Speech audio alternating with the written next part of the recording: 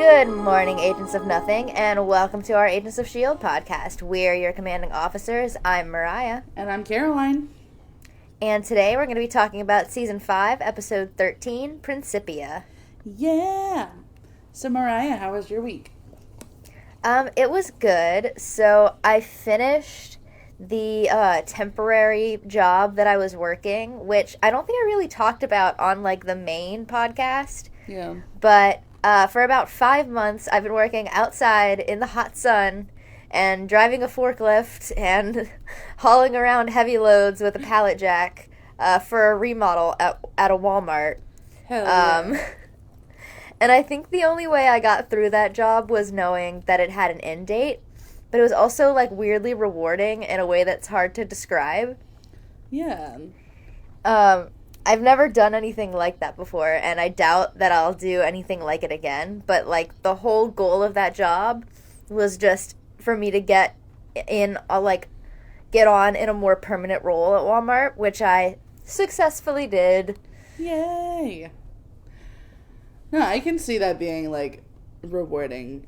Because, especially, you being such a small woman, and you're doing this, manual labor. Yeah, I wanted to prove that I could do it. Yeah, and you did. And I did. Look at you go. So how was your week? Mine was good. It's been very busy. I've had lots of music stuff going on, so that's been fun. We've had 2 shows in the last week. Last 7 days, and they went really well. So, yeah, I felt good about it. Yeah, that's nice. Yeah. And then we got another one coming up in July, and then hopefully some more will show up in the meantime. We sent out a bunch of emails trying to get booked and have heard back from none of them. But hey, it takes time. Yeah, but we'll get there, and I feel good about it, so yeah, nice. Yeah. All right, well, shall we get started? All right, so this episode was written by Craig Titley. Hey. And directed by Brad Turner. All right. So we only meet one new character in this episode. Although I had to remember some people. But new guy is Candyman, a.k.a. Tony, a.k.a. Murdy, a.k.a. a lot of people. Yeah, a lot of people. But anyway, so we open on a therapy session for a client named Alex. Poor Alex has a terrible therapist. This guy is awful. You cannot just give your client an ultimatum to either talk about horrific things or else we're going to drug you into oblivion. You got to provide a safe enough space for them to open up, my guy. But anyway, Alex does not want to talk about it. He says he remembers everything, but he does not want to talk about it. And so he shows the therapist that he is just dangerous enough to need that Thorazine sedative that they were talking about by doing some light stalking and then stabbing the therapist in the hand with a fountain pen. So, yikes. Yikes. Yeah. I thought about texting you to warn you, right off the bat, but it's all good. I was like, I can't spoil every violent scene. You know what? This is a spy show, and things are gonna happen sometimes, and I'm aware of that. I'm fine. Anyway, speaking of someone who's not fine, Simmons, Mack, and Coulson are all fussing over Yo-Yo in her hospital bed. She is still very uncomfortable, but now even more uncomfortable because they're all fussing over her, and she can't do anything about it. Coulson says that Fitz is working on making her some prosthetic arms, but it may take some time because they don't have everything that he needs here in the bunker. He says that his prosthetic is great. It's barely noticeable to anyone else, and it's definitely useful and kind of fun, apparently.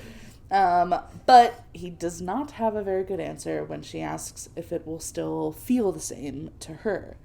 He says it actually doesn't feel at all, obviously. So Yo-Yo turns to Mac and asks if he'll still love her even if she's got robot parts. And he goes, those aren't the parts that matter. And even Simmons, get your head out of the gutter. Oh my God. Obviously, he meant her heart and soul. That's what matters.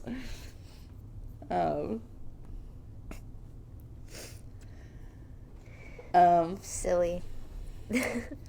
So then Fitz finds Coulson and Mac right after Simmons kicks them out of Yo-Yo's room. And Fitz says that the rift is barely being kept sealed and could reopen at any time. So they need to find a larger quantity of gravitonium to seal it for good. He says that they're going to need all hands on deck, though, which is fucked up because Yo-Yo needs hands first, okay? And Mac reminds them of this. Coulson says that Daisy thinks she may have a stone for both these birds. That was a stupid joke. That was mean. I like that. This is why I'm not a writer on the show. I liked it, though. Okay. Just for you. And then Daisy believes that all of the scientists that were working for Cybertech with Ian Quinn back in the day have faked their deaths. And they're all in Baton Rouge, apparently. No, just the guy, the guy who signed the death certificate. Oh, okay. But I said I'd bet an entire paycheck that the Baton Rouge they show in this episode is going to look a hell of a lot like Los Angeles. But then again, they are both LA, so. Yeah. My note here was, no way. Is this? It is! I could have sworn we'd already gotten to this episode, but we didn't. Caroline's hometown. My hometown. And then I realized afterwards, I was like, wait, I was also living in Baton Rouge at the time of this airing. You were like, here, me.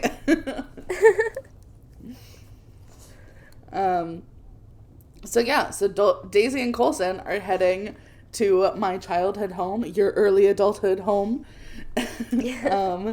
And they tell Deke to stay behind and help Fitz. And neither Deke nor Fitz are happy about this arrangement. Alex, from the beginning, wakes up naked, I think, with the stack of folded clothes beside his bed. He gets That's dressed. certainly the implication. Yeah, which is like, it's weird. Why was he naked? How did he get naked? He was for sure wearing clothes the last time we saw him. So, anyway, so he gets dressed and he explores the facility. He finds like a break room or a dining room or whatever with a continental breakfast buffet. So he immediately piles up on a plate and steals a butter knife that was left out. I think maybe it wasn't a butter knife. I think it was like one of those, like, it was definitely like a knife that you like cut fruit with. Yeah. Like, it was sharper than a butter knife. Sure. It was a knife. It was a knife for sure.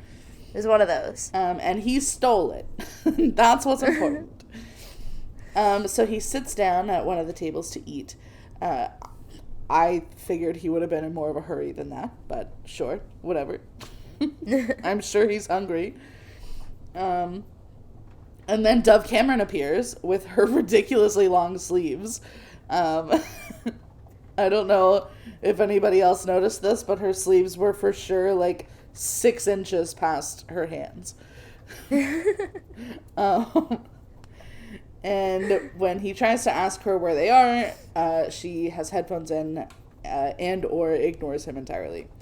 And he's not happy about being ignored. And then we get to Louisiana, and we know that it's Louisiana because they do have a real Louisiana license plate. I saw it. And then... I didn't check and see if they had brake tags, though. Oh, I feel like that's the real test. That would be it. Yeah.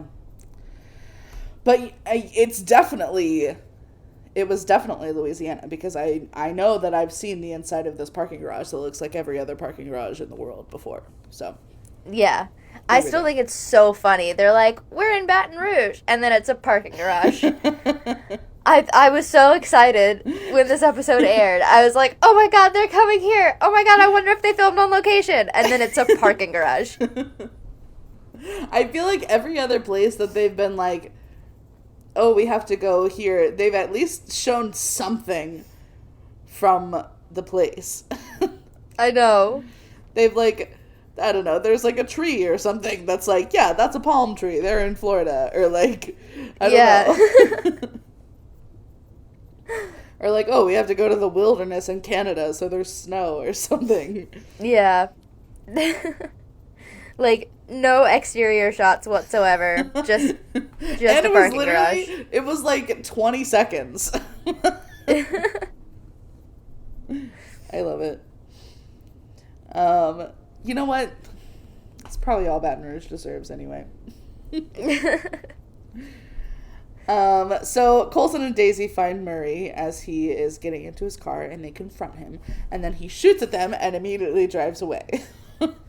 When Coulson and Daisy first encounter Louis Castellino, Daisy lists some of his aliases. Among those are William Pratt, which is Spike's real name on the show Buffy the Vampire Slayer, and Marion Cobretti, which is Sylvester Stallone's character from the movie Cobra. Interesting. That's funny. He had so many names. He had so many names, and 2 of them were from, like, media. Anyway, so he only stops when... Mac and May's car is in his way, but then it's fine because Mac knows him apparently, and they have little nicknames for each other, Candyman and Mac Hammer. It's like they used to date or something. I love it.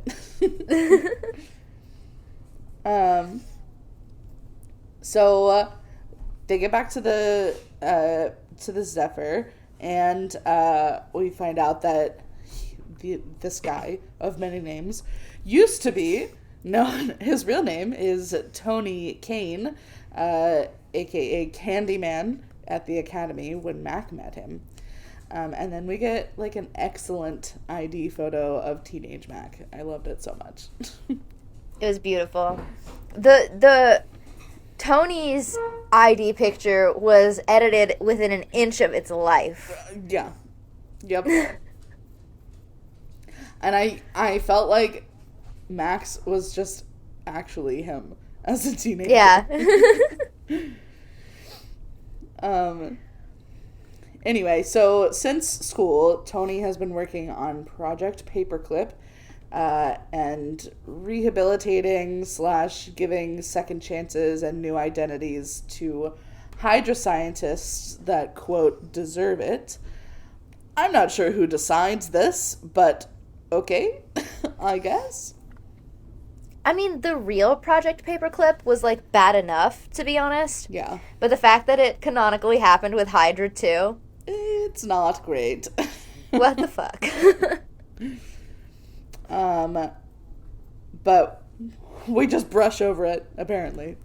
So, since Tony trusts Mac enough, he does agree to help them. Back at the bunker, Deke is bored watching Fitz stare at numbers, so he goes and finds a baseball and a baseball glove and offers to play catch, which is very cute. Very fitting. And then he was like, did everyone just have really big hands? That was so good. I feel like I did not write down any of his good lines this time, just because I was so just enthralled with, I was just kicking my feet the whole time. Like, he's with his grandparents, he's with his family.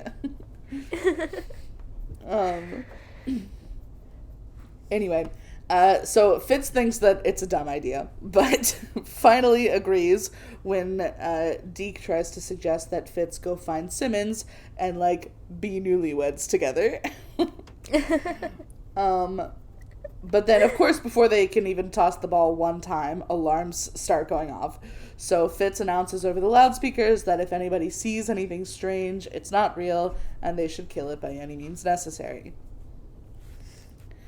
Which I feel like is way too broad. Yeah, a little bit. A little bit too broad. I feel like that's a good way to get an agent killed. Yeah, we should maybe be sure that it is actually a fear demon thing. But, yeah. It is funny, though, that it only came up the one time. For Yeah. Deke. Anyway, so Simmons immediately goes to check on Yo-Yo, who has fallen out of bed, which is awful. If I fell out of my bed and I didn't have arms, I don't know what I would do. Yeah. And I think you also don't, like, realize how much your arms give you balance until, like, you have to operate without them. I'm just saying this like I haven't. But, I can imagine as much. And, oh, sorry, that's thunder. It's raining over here. But even in the book Wicked, instead of being in a wheelchair, Nessa Rose doesn't have arms. And so she needs assistance getting around because she can walk, but she can't walk on her own. She has to, like, she doesn't have very good balance. Wow. Yeah. It also just, like, I don't know, just, like, seeing scenes like this, it just makes you think about how little our world is set up for any kind of disability. Yeah.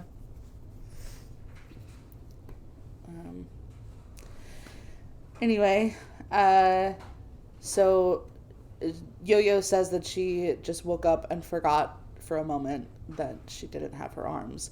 And that was how she fell. So Simmons starts to help her up, but Yo-Yo just wants to, like, sit and be sad for a minute. Valid. Truly. She feels so devastated and, like, helpless to stop the future that she was warned about. So Simmons tries to kind of give her a pep talk, give her some hope, but it's not really helping right now, which is understandable.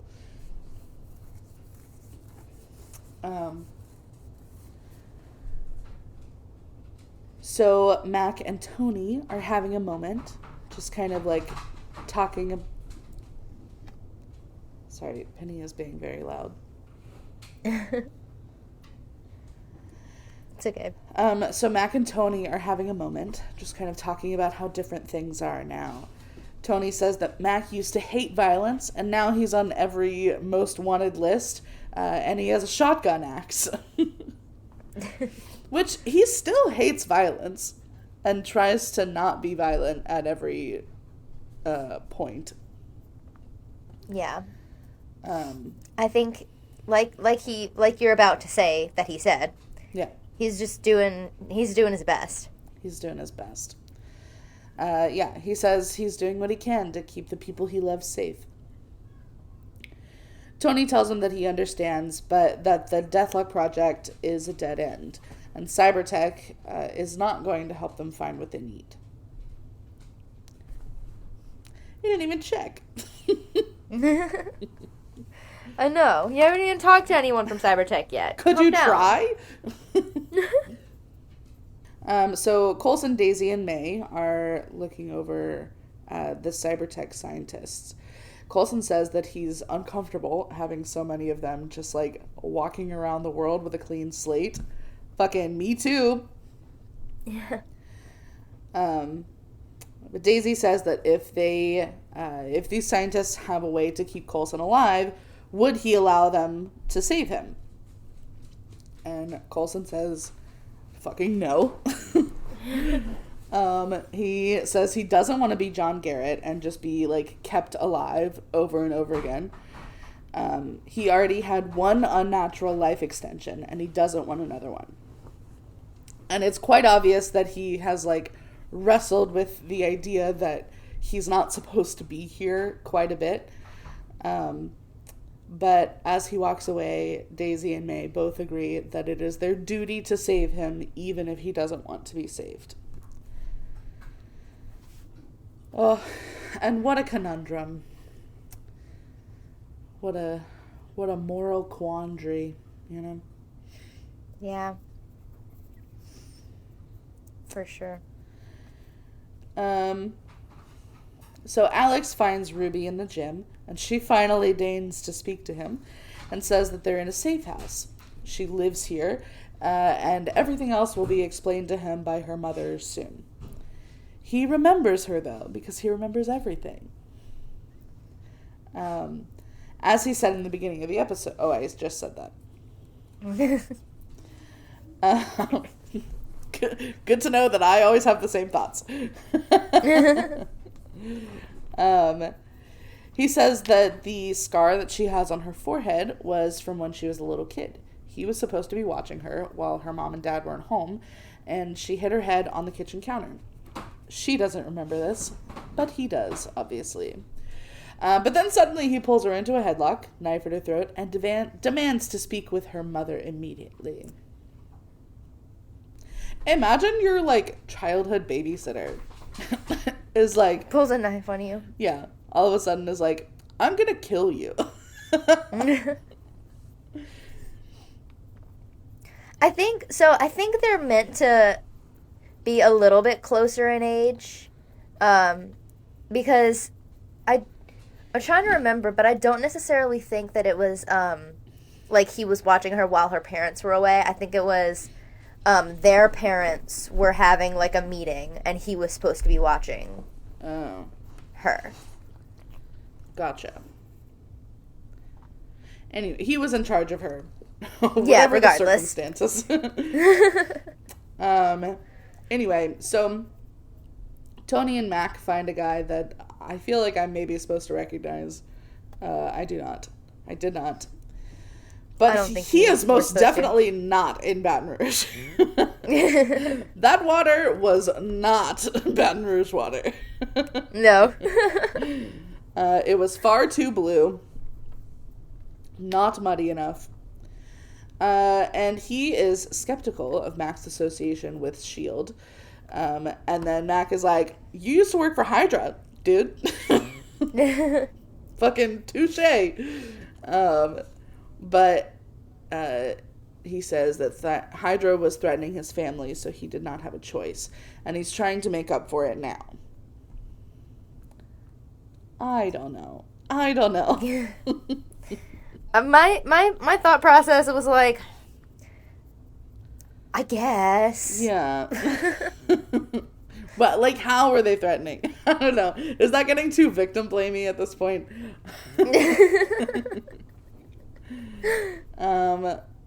Yeah, I don't know. Anyway, so Mac tells them that saving the world would probably make up for everything. But unfortunately, the gravitonium that they're looking for allegedly sank to the bottom of the Pacific while aboard a ship called the Principia. And given the title of this episode, that seems important, so I'm gonna guess that it didn't actually sink. I can't believe how right I was. So Fitz is already checking the bottom of the ocean with every scanner he can for 100 miles in every direction from the last known coordinates of the Principia. It's not there. So Coulson says to keep looking because Mac believes this guy. So while Fitz is stressing and Simmons is trying to soothe him, Deke is just absolutely blown away by the ocean. He's like, there's so much water. He asks what it's like at the bottom, and Fitzsimmons answers simultaneously, cold and dark. They really never, like, every time that you're gonna forget what Fitz and Simmons have been through, they're just like, hey, don't forget. We've been to the bottom of the ocean. They were thrown to the bottom of the ocean.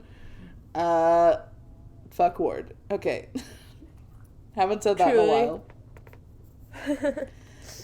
while. So Deke is just asking more questions. But Fitz snaps at him to go away. Once he does, Simmons tells Fitz not to be so hard on Deke, and then they do some cute newlywed shit with the wife and the husband and the deciding to hyphenate their last names the wrong way. Are we a joke to them? Simmons Fitz, are you kidding me? That's ridiculous. Don't be silly. Even Daisy calls them Fitzsimmons. Come on. They know. They know what they're doing. They know. So back to the facility. General Hale and her guards surround Alex and Ruby. And he says that he doesn't go by Werner anymore. And that is like, it's von Smucker or something. Strucker. Yeah, von Strucker. I remembered eventually. But I thought it was funny. From their conversation, General Hale was working with Hydra for a very long time, since the kids were kids. And now she's trying to build Hydra 2.0, basically, with the original Hydra's children being used as her weapons, I guess. Specifically, they seem to want to rifle through Alex's mind and see what he remembers about his father's dirty business. But Alex says that he doesn't want any part of it and prepares for them to kill him. But Hale says that he's free to go and that she'll take him anywhere he wants to go in the morning. So after he cautiously leaves the room, Ruby is told to do whatever it takes to get him to trust them and work with them. Fucking sneak! She's a sneak! What a sneak. What a sneak! Can't trust anyone these days. Not even the U.S. government. Not even Dove Cameron.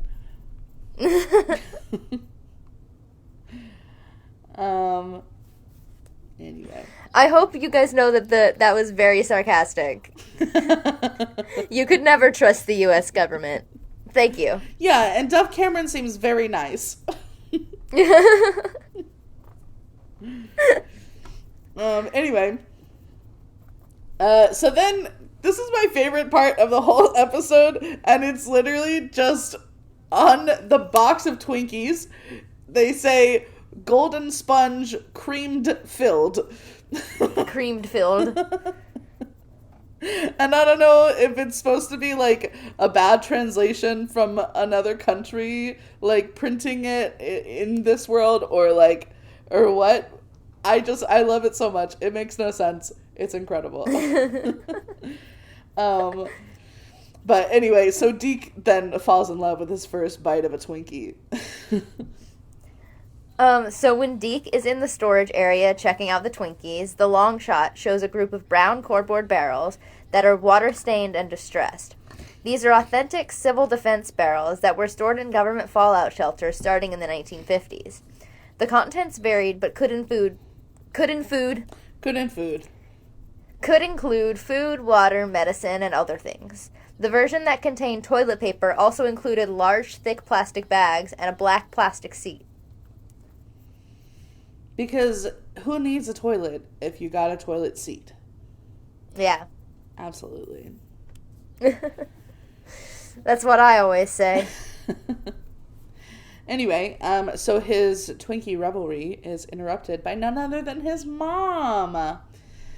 He knows that she's not real, but he still puts the knife down when she tells him to, which was very cute. She says that she can tell that he really likes these people. And then she makes him blush when she says how that Daisy girl's pretty cute. And then she reminds him of her mom's catchphrase, "It doesn't matter how small of a step you take as long as it's in the right direction," which is such a great saying. Simmons is so wise. Yeah. But then, just as she's starting to caution him about, like, caring too much about people, which was the fear demon, obviously. Yeah. Then a fear demon creeper swipes a shotgun axe directly through her head, which is very startling. And then Simmons comes in just after Deke has, like, killed the creeper. And she, like, missed her own daughter by seconds. That was crazy. That's crazy. So she apologizes for Fitz's behavior before and asks Deke to come back to the control room.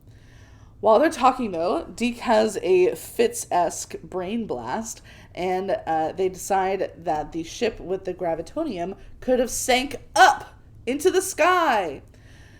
So Fitz starts working on an algorithm immediately to search the sky. To search the sky. To search the sky. And then the team on the Zephyr find a floating ship in the clouds pretty much immediately. It's crazy how that works. And then the Tony being like, "Do you guys see this kind of stuff all the time?" And then everybody's like, yeah, kind of. Yeah, pretty much. The title refers to Sir Isaac Newton's work, Philosophiae Naturalis Principia Mathematica. I probably butchered that. Sorry, your southern accent came out so bad. Naturalis.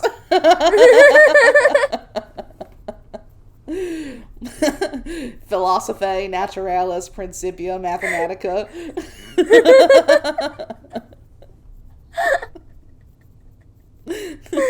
It's funny because that's just like my monotone voice.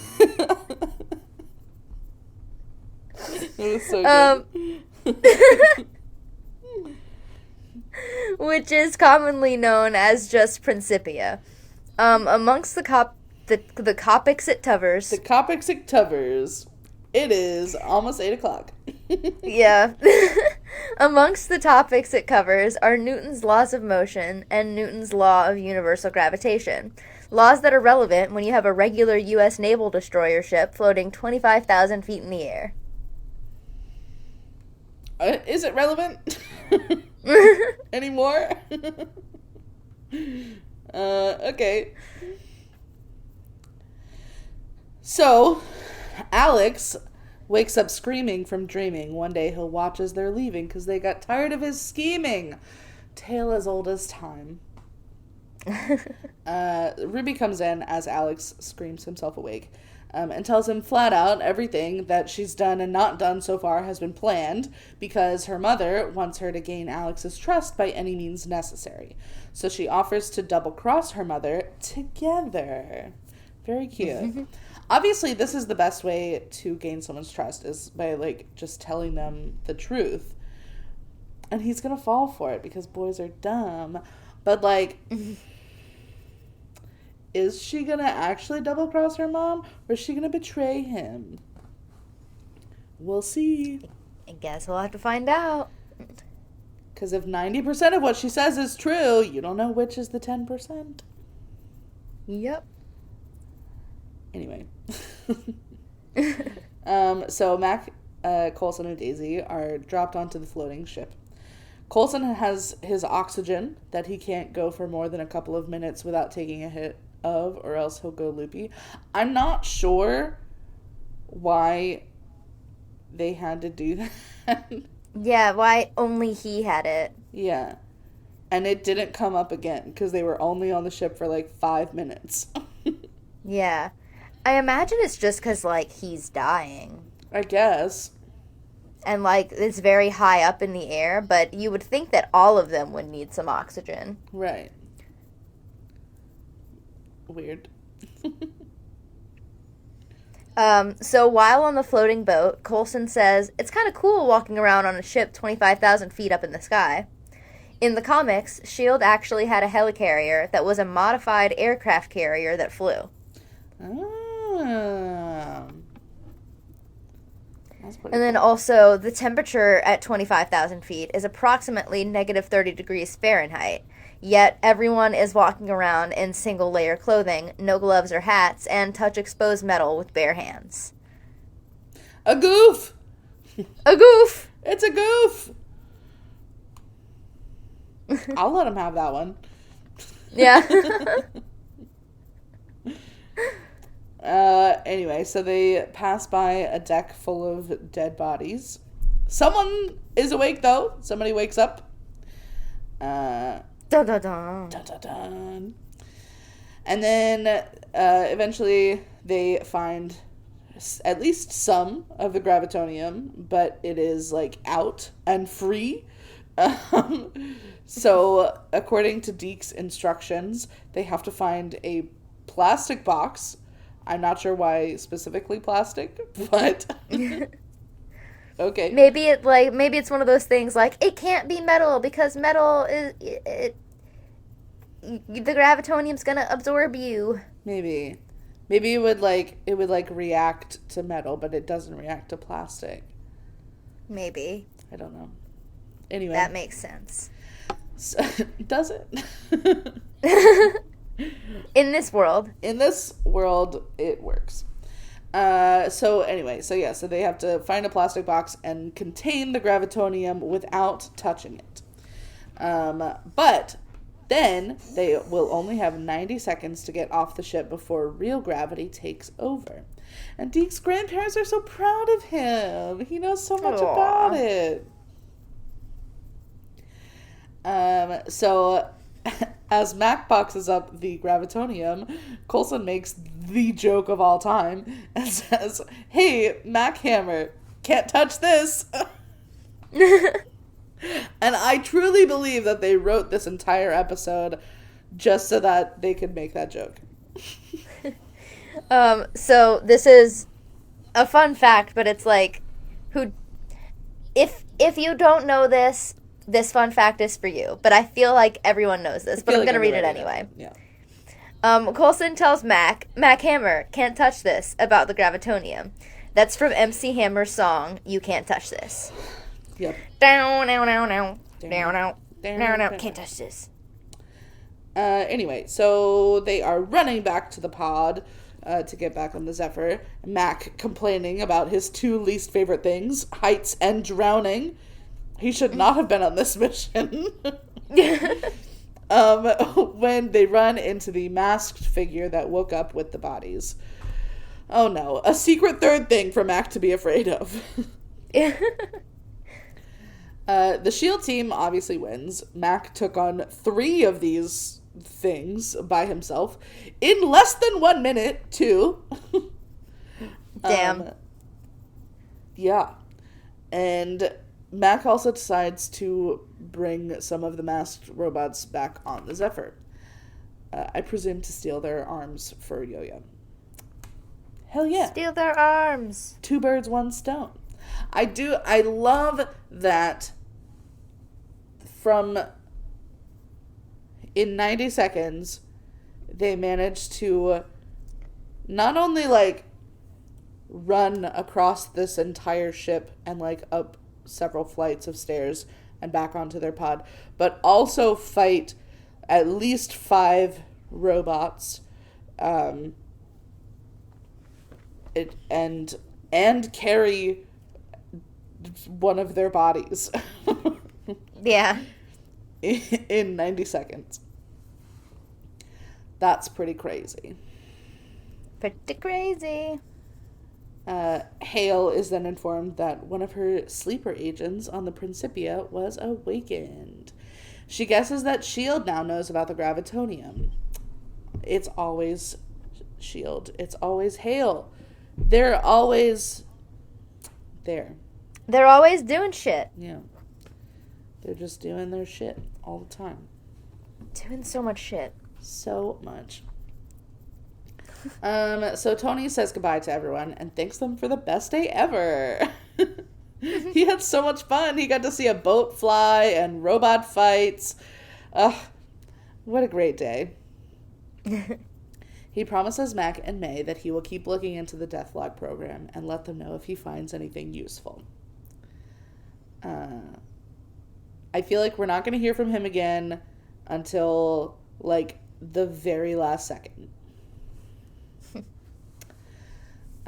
Simmons helps Yo-Yo out of bed and out to greet Mac and the team when they arrive. Yo-Yo apologizes for earlier. She had nothing to apologize for, which is exactly what Simmons says. Thank you. Simmons says, recovery takes its toll physically and emotionally, but it doesn't matter how small your steps are as long as they're in the right direction. So good.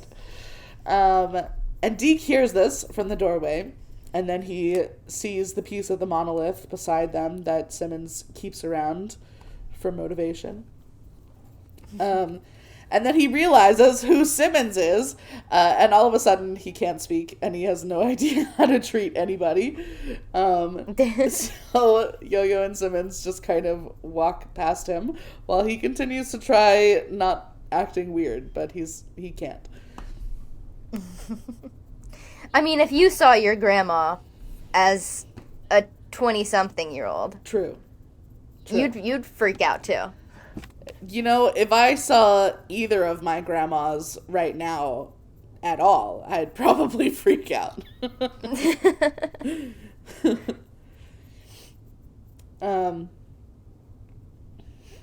You know what? How cool would that be to meet your grandma, like, as a girl, you know? Yeah. I have this picture of my grandma of, she was in her bathing suit. It's a bikini, but it looks like a sports bra and, like, yoga, like, bike shorts combo.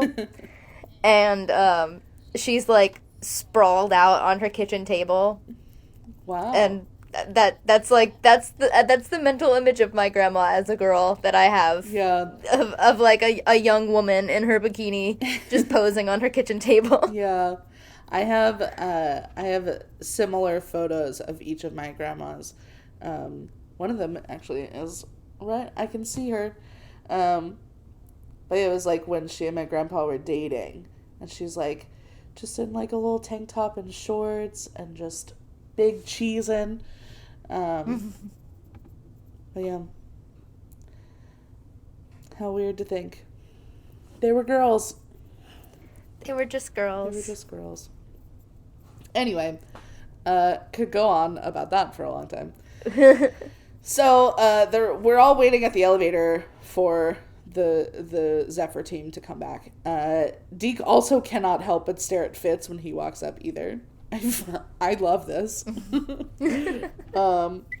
I could watch an entire episode of Deke just staring at each of them, like, from around a corner, or like... That's my grandpa. Oh my God. That's my grandpa right him. there. That's them. So Coulson, May, Daisy, and Mac arrive on the elevator, and Coulson hands Fitz the gravitonium bag, or, Box. Thing. Fitz immediately heads to the lab and asks if Deke is coming too, and under his breath, Deke says, "After you, Grandpa." I'm so happy for him. And then Mac greets Yo-Yo and makes her guess what he brought her, and she says, "I'm stumped." It's a couple of beers, though, which is exactly what she asked for earlier.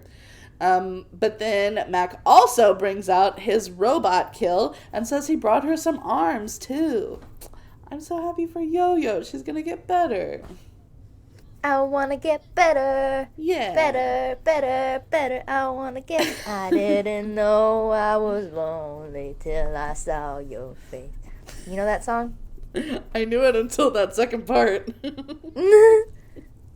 I didn't know I was broken till I wanted to change. I wanna get better. Look at you. Better. That low range. Okay. All right. Are we ready? Penny, you gonna help me? All right, we're ready. And now it's time for the post-content content!